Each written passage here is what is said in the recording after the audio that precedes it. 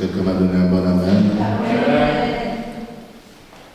Alors que tu es là, je veux te rassurer que tu n'as pas perdu ton temps en venant ici. J'étais normalement censé commencer un enseignement aujourd'hui. Je ne sais pas pourquoi, alors que je venais, l'Esprit m'a convaincu de tourner mon enseignement d'aujourd'hui différemment.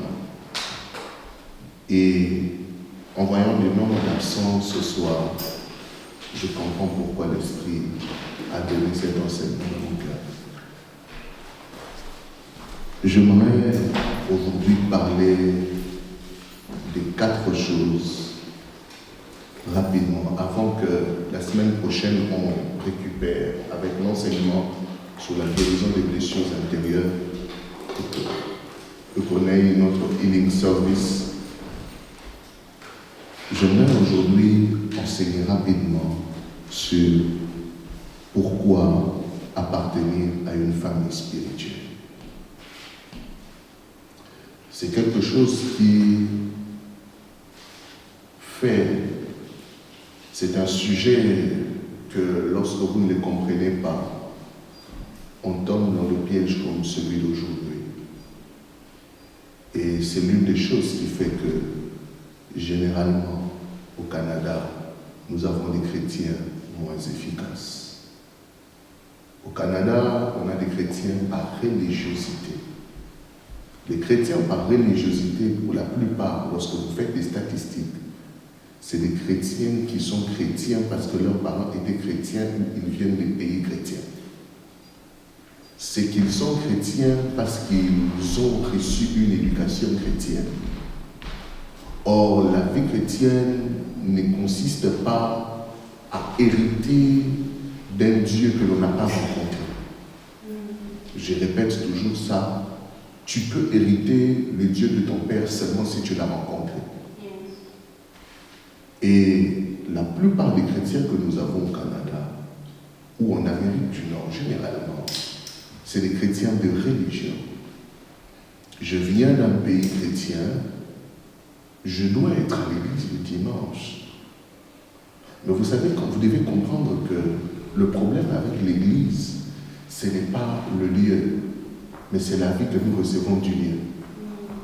Et il y a plusieurs personnes qui vont à l'église parce qu'ils doivent remplir un devoir. Parce qu'au fait, ils ont un quota dans leur tête. Je suis en train de partager depuis un moment avec 2-3 personnes qui me demandent et me disent « Berger, pasteur, est-ce que c'est possible que l'on commence directement à prier le dimanche ?» Je lui ai dit « Non, pour l'instant on ne prie pas encore dimanche, on prie samedi. Qu'est-ce qui te manque de venir prier samedi si tu n'as pas une église d'attache le dimanche ?» Pour lui, il m'a dit « C'est parce que par habitude, je dois partir à l'église le dimanche. » Je dis, c'est ça le problème de la religiosité. On veut remplir un quota. La religion, elle met notre tête, elle met notre conscience tranquille, mais elle ne fait pas grandir notre esprit forcément. Il y a des gens qui font des choses parce qu'ils veulent remplir un quota. Il faut que ça se passe comme ça. Pourquoi j'ai grandi dans ça? Frères et sœurs, Dieu n'est pas dans l'habitude, il est dans la révélation. Et ce que vous faites par habitude risquerait de beaucoup trahir. Alors pourquoi particulièrement ce soir, je donne cet enseignement?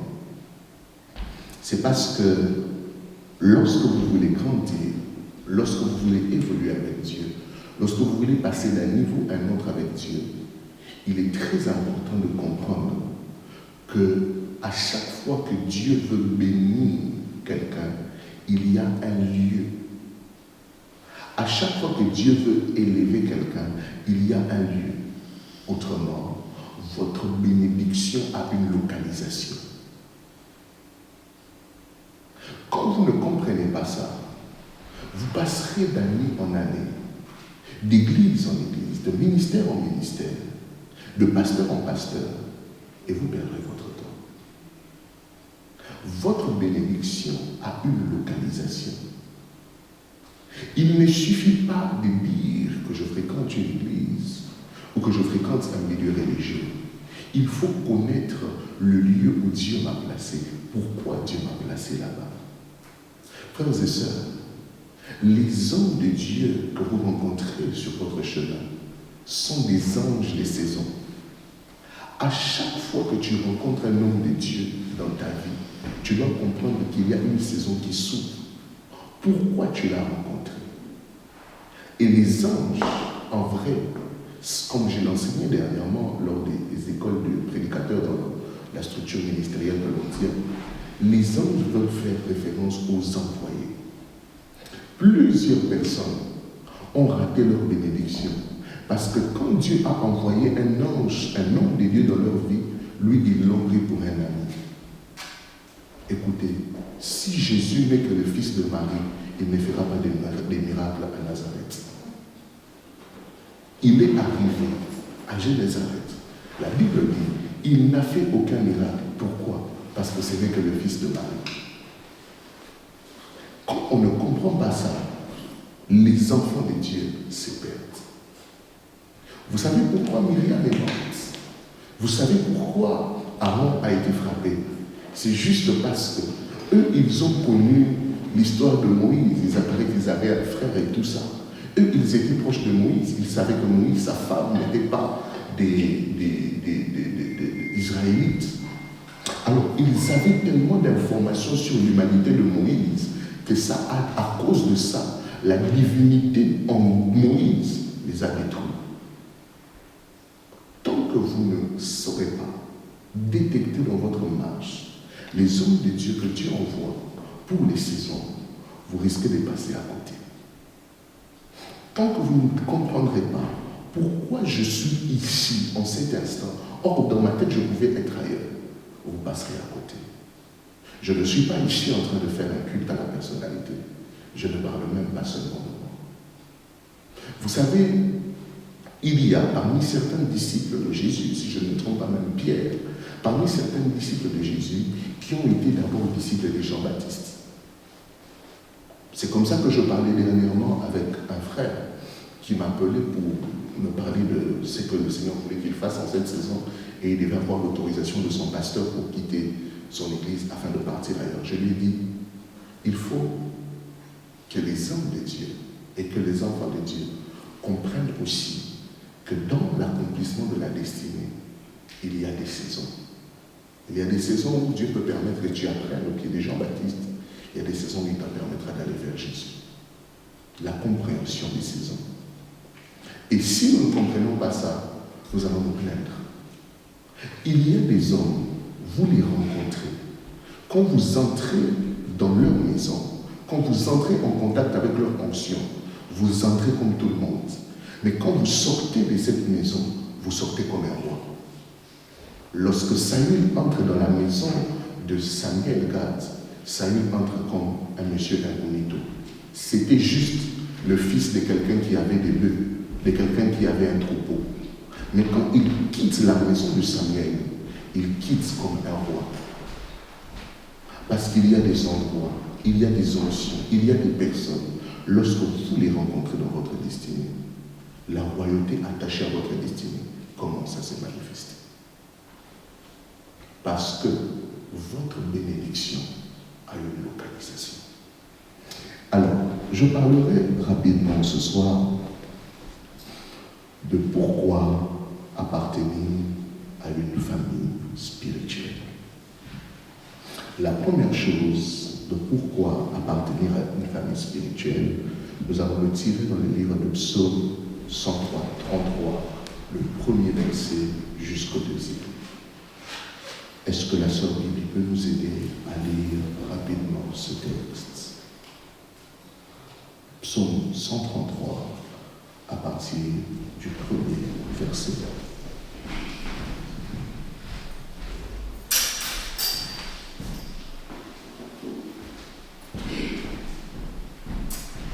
Psaume 133, à partir du premier verset, je lis la parole du Seigneur.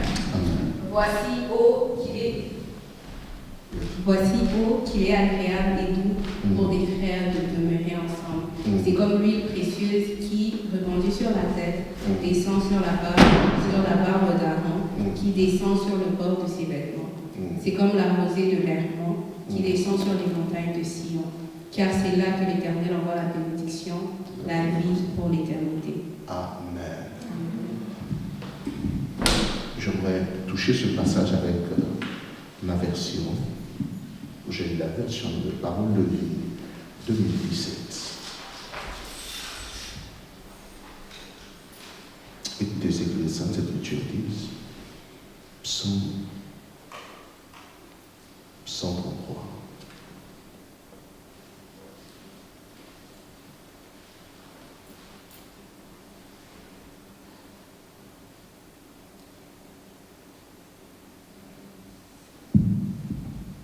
Quel bonheur, quelle douceur pour des frères d'être ensemble. C'est comme l'huile parfumée sur la tête d'Aaron qui descend jusqu'à sa barbe, jusqu'au bord de ses vêtements. C'est comme les gouttes de rosée de la montagne de l'Hermon qui descend sur la colline de Sion. C'est là que le Seigneur donne sa bénédiction, la vie pour toujours. La version que la sœur Lydie a lue, les derniers passages, on dit, c'est là que le Seigneur déverse sa bénédiction.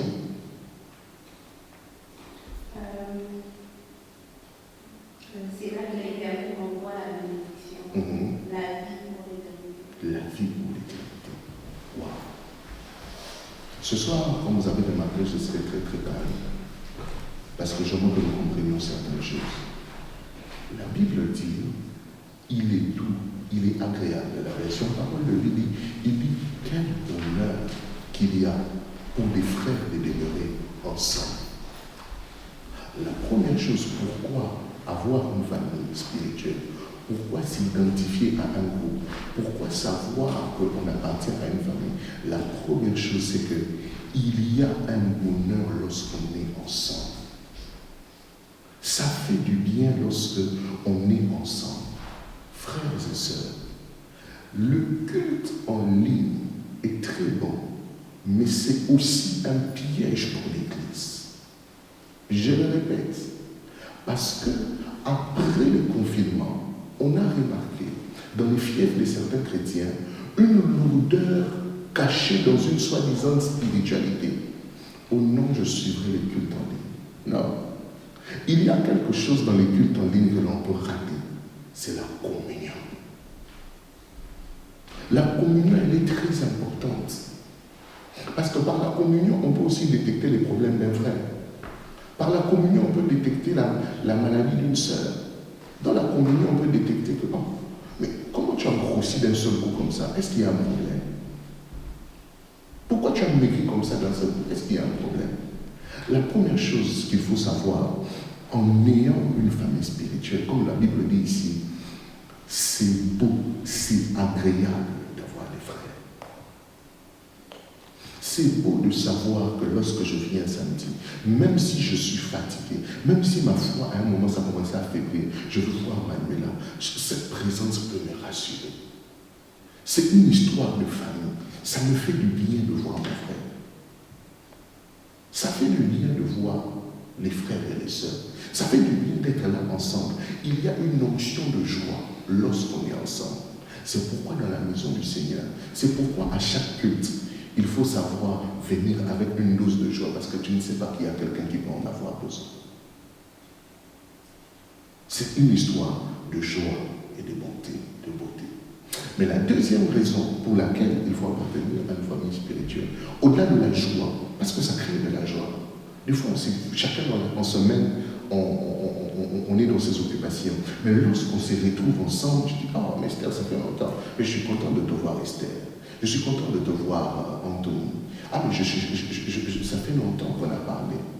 Au-delà de ça, la deuxième chose, c'est que c'est dans cette atmosphère d'unité qu'il y a une onction qui descend.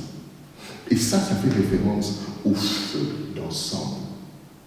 Frères et sœurs, la vie chrétienne n'est pas une vie autodidacte et une vie des singletons.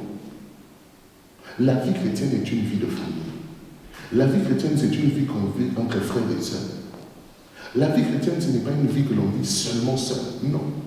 Parce qu'il y a une onction que l'on reçoit dans l'intimité, frère Gad.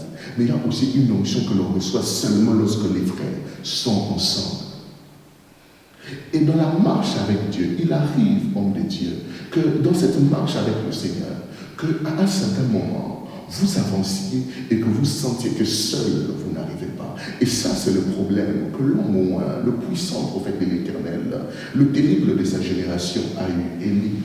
Il avait l'onction, mais il a senti le poids de la solitude dans la marche. Il avait l'onction, mais il a senti le besoin d'avoir des frères à côté de lui. Il dit à Dieu qu'il est resté le seul prophète de l'Éternel. Mais c'est faux, parce qu'il y avait des prophètes qui étaient cachés. Mais tant que les prophètes sont cachés et que moi je ne suis pas en communion avec eux, je me sentirai seul. Élie a fait descendre le feu, mais à un certain moment, il a demandé la mort. Or, il avait fui les personnes qui voulaient lui faire le mal. Pourquoi? Parce qu'il est possible, me dit, que dans la marche avec Dieu, dans ton onction personnelle, dans ton feu personnel, que tu commences à sentir que ça ne va pas, que tu commences à sentir que ça sèche, tu commences à sentir que le poids de la vie commence à peser. Et c'est à ce moment-là que l'onction du collectif, l'onction du lieu où se trouve la famille est importante. Parce que dans le feu de l'assemblée, on reçoit la capacité de marcher ensemble. Lorsque vous regardez les pressions de la vie de Moïse, plutôt d'Élie, vous allez vous rendre compte que ces mêmes pressions, les apôtres les ont connues. Mais la différence entre Élie et Paul, quand Paul était persécuté de lieu en lieu, la différence c'est que quand Élie n'avait personne pour intercéder pour lui, Paul avait des personnes qui pouvaient prier pour lui. Dans la marche, vous avez besoin d'un milieu où vous allez recevoir une onction particulière. Et la deuxième chose, c'est il y a cette onction particulière dans l'assemblée. Combien de fois ça ne vous arrive pas de sentir que vous n'avez même plus la force de prier?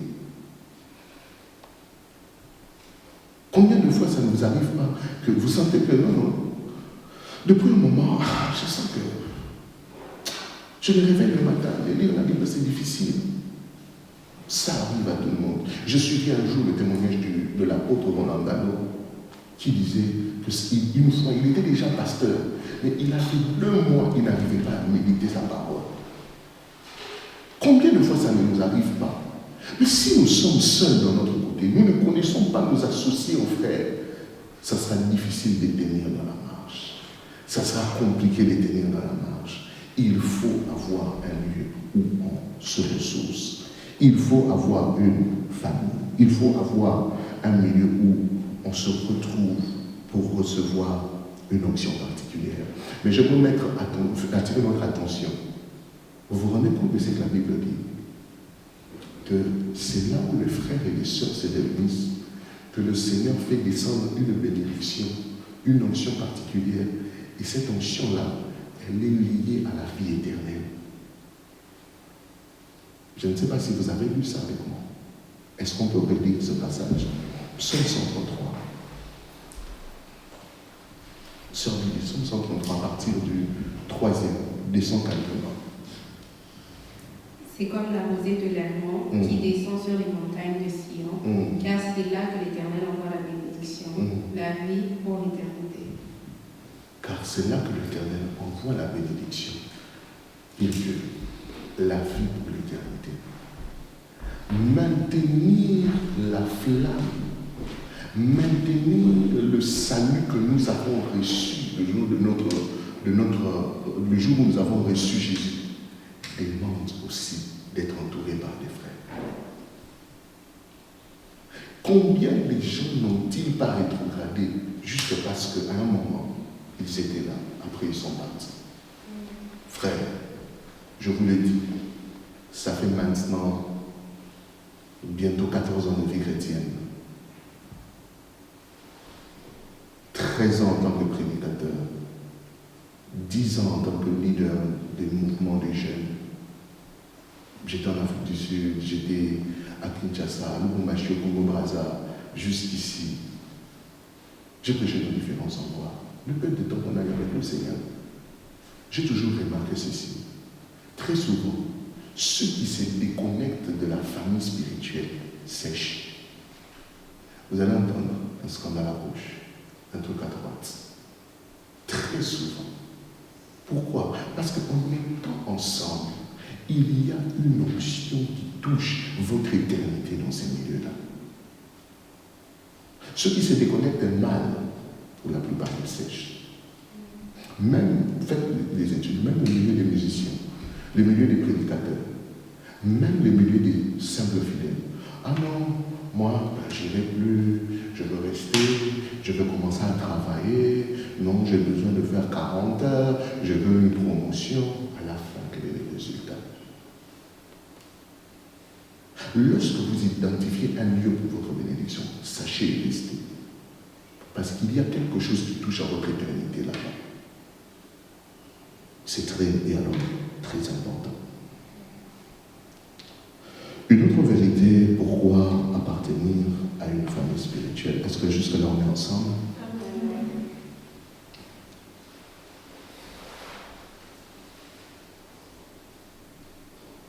Je reviendrai sur Romains 10, 17, la Bible dit, regarde, la Bible dit, la foi vient de ce que l'on entend. Et ce que l'on entend, c'est la parole de Dieu. Il faut entendre la parole de Dieu. Et vous devez avoir un lieu où vous entendez la parole de Dieu pour garder votre foi. Ce qu'on entend, c'est la parole de Dieu. Mais qu'est-ce qui nourrit votre foi? Où est-ce que vous nourrissez votre foi? Comment vous nourrissez votre foi? La foi vient de ce qu'on entend. Est-ce que vous entendez la parole de Dieu? Tu te rends compte que moi, je n'ai jamais de foi. Mais c'est parce que tu n'entends pas ce qui doit produire la foi. C'est parce que tu n'es pas en contact avec ce qui doit produire la foi. Un petit problème, dépression. Un petit problème, j'abandonne. Un petit problème, je ne viens plus. Un petit problème, non, tel est mauvais. Pourquoi? Parce que tu n'es pas au milieu. Un petit problème, ça ne va pas. Est-ce que tu entends la parole qui crée la foi? Frères et sœurs, la foi se maintient. La foi, ce n'est pas un héritage que vous recevez. Non, la foi, c'est comme un enfant qui naît. Lorsque vous recevez Jésus, la foi, elle est là. Par le Saint-Esprit. Parce que la première chose, même, appartenir à la famille de Christ, c'est un acte de foi. On reçoit Christ par la foi. Quand on accepte qu'il est mort pour nous, on n'a pas forcément vu, mais on a cru en cette action. Mais vous devez faire grandir votre foi. Frère, regarde-toi. Sœur, regarde-toi. On t'appelle prophète, on t'appelle homme de Dieu. Mais est-ce que ta foi a grandi? Est-ce que tu avances? Regarde les prophéties. On va entrer dans notre mois de prière, RSF, mois des gens. La famille nationale. Regarde la personne qui va sortir la famille de la souffrance. Vie de prière. C'est toi les milliardaires, c'est toi les Joseph. Tu n'es même pas capable d'interpréter un songe. Tout ça, Joseph, comment? Vie de prière. La foi. Il y a un lieu où vous devez entretenir votre foi. La foi vient de ce qu'on entend. Tu entends quoi? Tu entends quoi et où? Et ça, c'est très important. Une autre réalité, une autre raison pourquoi appartenir à une famille spirituelle et y rester, c'est ce qui se passe dans les Actes des Apôtres, 12 au verset 5. Est-ce que la sœur Denis peut nous aider?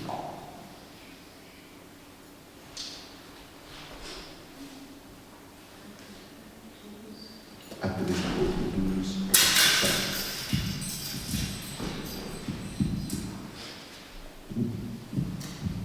Acte 12, verset 5, je vais lire la parole du Seigneur. Amen. Pierre, donc, était gardé dans la prison et l'Église ne cessait d'adresser pour lui des prières à Vas-y un peu doucement. Pierre, donc, était gardé dans la prison. Pierre, donc, était gardé dans la prison. Et l'Église ne cessait d'adresser pour lui des prières à Dieu. Et l'Église ne cessait d'adresser pour lui des prières à Dieu. La nuit qui précéda le jour où Hérode allait le faire comparaître, La nuit qui précéda le jour où Hérode allait le faire comparaître, Pierre, lié de deux chaînes, dormait entre deux soldats. Et les sentinelles devant la porte gardaient la prison. Et voici, un ange du Seigneur survint, et une lumière brilla dans la prison. L'ange réveilla Pierre en le frappant au côté et en disant « Lève-toi promptement. Les chaînes tombèrent de ses mains. Et l'ange lui dit, mets ta ceinture et tes sandales. Et il fit ainsi. L'ange lui dit encore, enveloppe-toi dans ton manteau et suis-moi. Pierre sortit et le suivit, ne sachant pas que ce qui se faisait par l'ange fut réel et s'imaginant avoir une vision. Lorsqu'ils eurent passé la première garde, puis la seconde, ils arrivèrent à la porte de fer qui mène à la ville et qui s'ouvrit d'elle-même devant eux. Ils sortirent et s'avancèrent dans une rue. Aussitôt, l'ange quitta Pierre. Revenu à lui-même, Pierre dit, « Je vois maintenant d'une manière certaine que le Seigneur a envoyé son ange et qu'il m'a délivré de la main d'Hérode et de tout ce que le peuple juif attendait. » Merci. Amen. Vous allez remarquer une chose, je veux juste deux parenthèses avant de relire dans mon texte. Vous allez remarquer une chose, c'est que il y avait une date qui était prévue pour, je vais parler de quelque chose de très très spirituel, et vous allez comprendre quelque chose lié aux dates. Il y avait une date qui était prévue pour l'exécution ou la comparution de Pierre. On est d'accord, n'est-ce pas?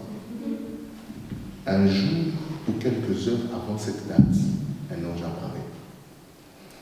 Ça, c'est le mystère lié au jour J.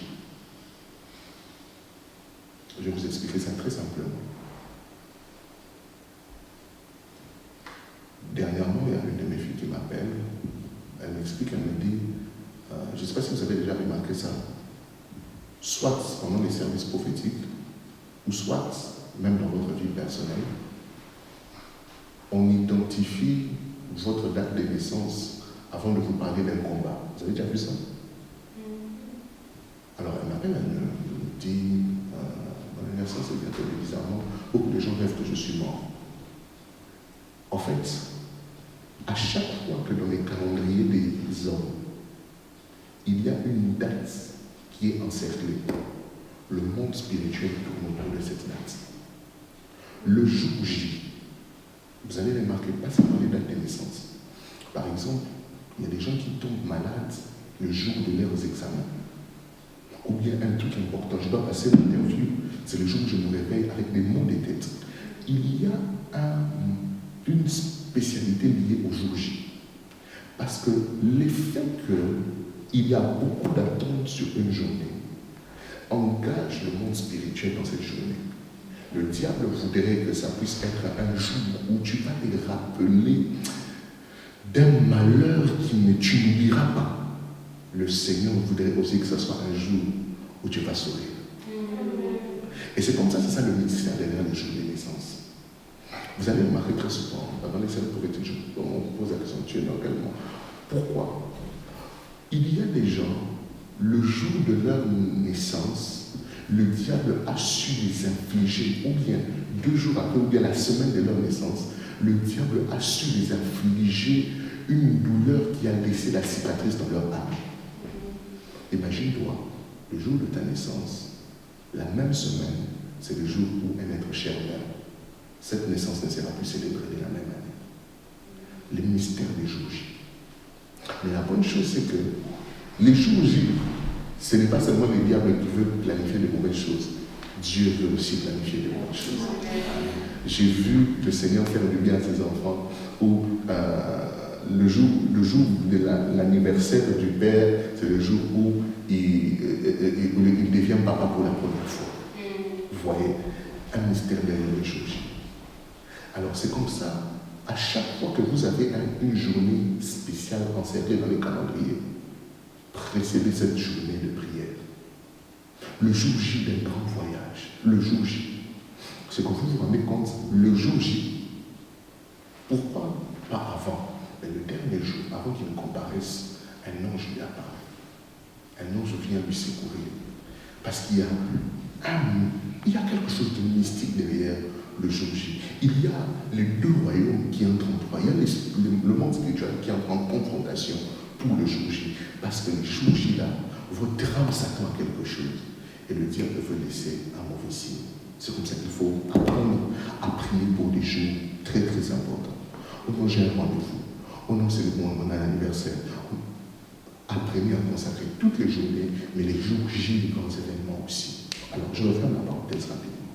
Mais vous avez remarqué aussi une chose, c'est que ce jour-là, l'ange vient avec Pierre et ils arrivent devant la porte.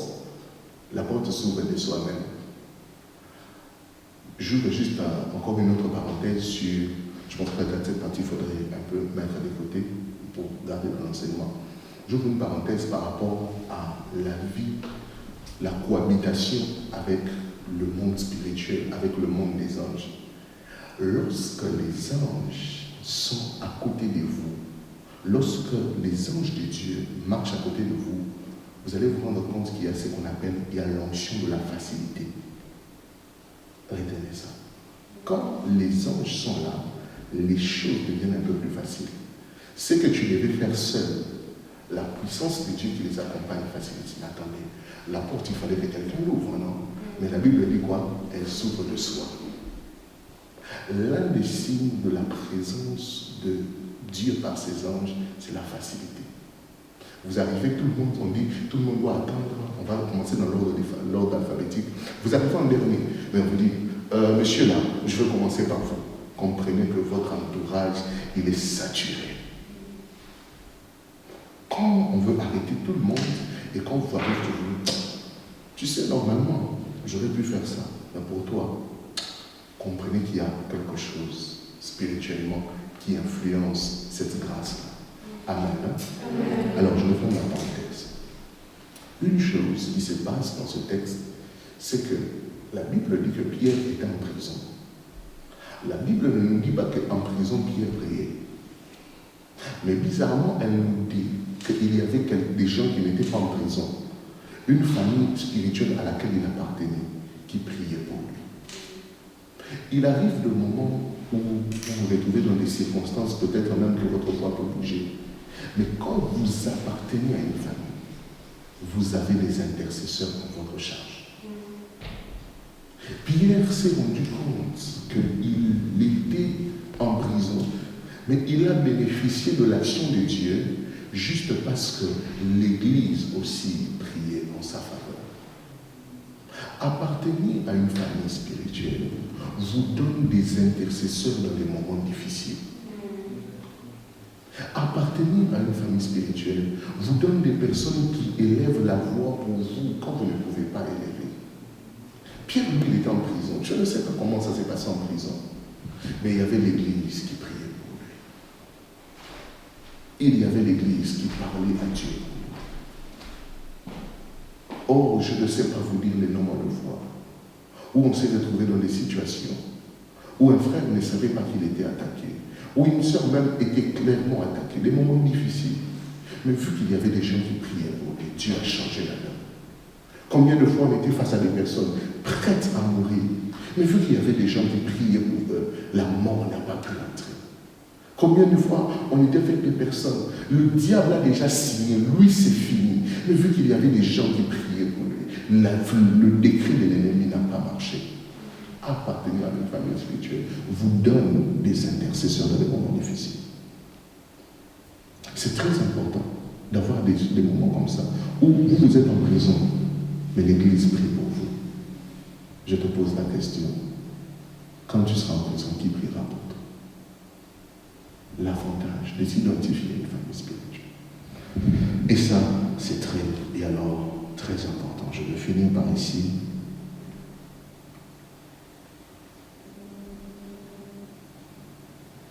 Hébreux 13, 17, on va finir par là. Et nous allons prendre les communiqués, nous séparer.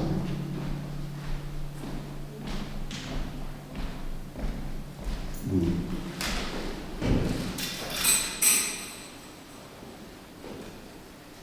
Hébreux 13, 17, je lis la parole du Seigneur. Obéissez à vos conducteurs et ayez pour eux de la déférence, car ils veillent sur vos âmes comme devant en rendre compte. Qu'il en soit ainsi, afin qu'ils le fassent avec joie et non en gémissant, ce qui ne vous serait d'aucun avantage.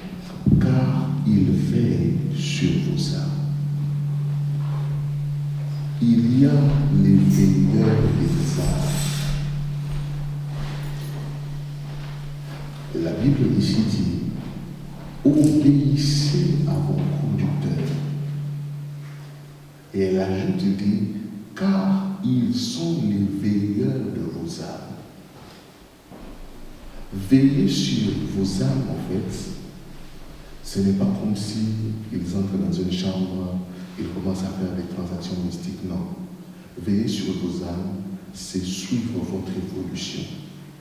C'est connaître. Vous le dites, je ne t'ai pas vu. Comment ça évolue? La dernière fois, j'étais en prière, j'ai écouté ce que le Seigneur m'a dit ça, puis on va parler.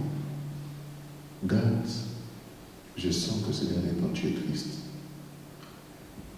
Il y a des gens dans la marche avec Dieu qui sont des conducteurs, les personnes que Dieu met devant vous, le pasteur, vos bergers, les responsables des départements. Ils ont un rôle dans votre destinée. Ils veillent sur vos âmes.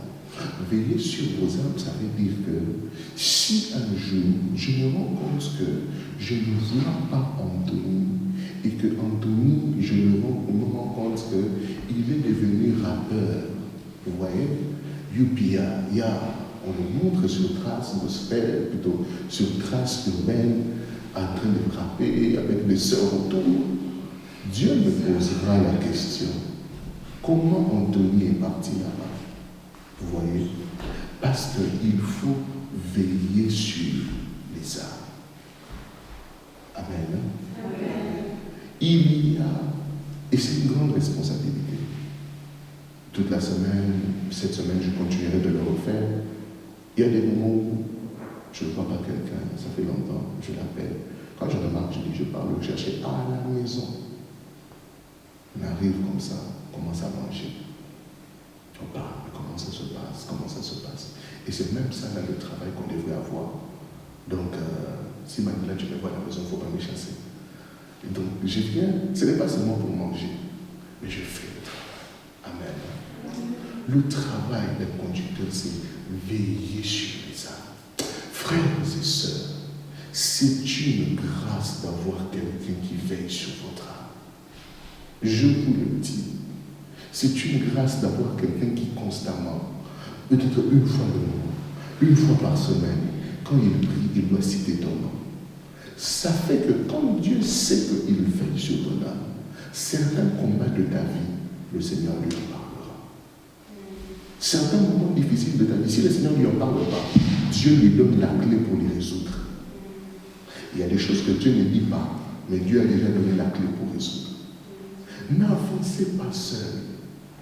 Et quand vous savez qu'il y a des gens qui veillent sur votre âme, lorsque les choses vous dépassent, appelez. Lorsque les choses vous dépassent, ne prenez pas le poison. Amen. Amen. Mais c'est compliqué. Lorsque vous savez qu'il y a des choses qui vous dépassent, non. Quand on veille sur votre sœur divine, elle est morte empoisonnée. Hein? Non. Lorsque vous savez que l'on veille sur votre âme, il y a des choses. Veiller sur l'âme, ce n'est pas seulement la dimension spirituelle, c'est aussi la dimension physique. Tu sens que tu n'as même pas d'argent pour faire certaines choses. Frère, appelle. Parce que ça aussi, ça fait partie des réalités qui peuvent toucher l'âme. Vous voyez, une fois j'étais très fâché contre un de mes fils. Il traversait des moments très difficiles. Et en plein moment difficile, c'est quand il me dit que non, je n'arrive pas à faire ça. Mais je lui dis, je suis là et moi je peux avoir le peu là. Mais toi, j'étais très fâché, j'étais très déçu, je l'avais même dit ce jour-là. Pourquoi? Parce que ce n'est pas normal. S'il faut qu'on partage le pain, une tartine à deux, tu prends la mayonnaise, moi je prends une partie ici, une partie ici, on va partager. Amen. C'est ça la fin. S'il faut que ma provision, et vous savez dans des moments comme ça, quand vous pensez même que la provision qui te suffit seulement à toi, Mais des moments comme ça, quand une deuxième personne vient, vous allez vous rendre compte que vous avez même tous grossi à la fin du mois. Parce que quand Dieu voit que la communion est là, il amène une multiplication surnaturelle. Vous voyez, vous ne pouvez pas. Il y a des souffrances que vous ne pouvez pas vous permettre quand vous avez des conducteurs. Il y a des fardeaux que vous ne devez pas porter seul. Et cela, ça fait quoi? Ça influence même. Lorsque vous avez des blessures, vous avez des combats comme ça, vous allez vous rendre compte que même vos performances spirituelles seront réduites. Dans la famille, papa est sérieusement malade, ça commence à peser sur toi-même. Tu réfléchis, tu risques même de te rendre compte que ton service est réduit. Mais une fois quand tu partages, la première chose c'est que tu partages un point. La deuxième chose c'est que tu n'es plus seul. La troisième chose c'est que devant Dieu, il y a plusieurs intercesseurs. Je finis par là. Les voix dans l'intercession. Vous savez, Abraham nous donne un secret sur l'intercession prophétique. Il dit à Dieu, s'il y a 20 justes, s'il y a 10 justes, parce que plus il y a des justes dans un lieu, plus la faveur de Dieu va descendre. Plus il y a des justes sur un sujet, plus la faveur de Dieu va descendre. Maintenant, toi, il y a des hommes. Nous tous, nous sommes enfants de Dieu, mais tous, nous n'avons pas les mêmes alliances devant Dieu. Il y a des hommes, quand ils commencent à prier, ils disent à Dieu, Seigneur, c'est moi. C'est moi. Tu connais seulement, c'est moi. Dieu regarde. Il regarde. Il regarde à l'alliance. Il y a des hommes, quand ils commencent à prier devant Dieu, certaines situations, ils disent, Seigneur, non, tu ne peux pas me faire ça. Il regarde à l'alliance. Il dit, non, c'est bon. Ben, la preuve, c'est qui le roi Ézéchias. On lui dit 15 jours. Il s'est tourné et dit, Dieu c'est moi. Regarde ce qu'on a déjà eu ensemble. Tu ne peux pas me faire ça. La foi est juste.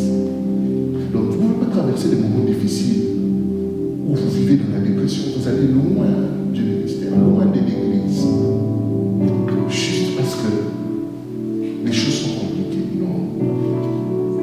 Venez au lieu de la résolution. Venez dans la prière. Partagez. Amen. Et c'est parce qu'il y a des clés dans ces choses. Amen, amen. Alors nous allons finir. J'aimerais que tu pries pendant juste une minute. Tu dis à Dieu, Seigneur, permets-moi de comprendre les saisons. Permets-moi de les identifier. Permets-moi de comprendre les saisons. Permets-moi de m'attacher à mes frères et à mes sœurs. Dans le nom de Jésus. Est-ce que tu peux prier? Est-ce que tu peux prier? Est-ce que tu peux prier? Est-ce que tu peux prier? Est-ce que tu peux prier dans le nom de Jésus? Est-ce que tu peux prier dans le nom de Jésus? Permets-moi de m'attacher. Oh yes, oh yes, oh yes. Oh yes, oh yes, oh yes, oh yes, oh yes. Oh yes, oh yes, oh yes, oh yes, oh yes. Oh yes, oh yes, oh yes. Oh yes, oh yes, oh yes, Lord.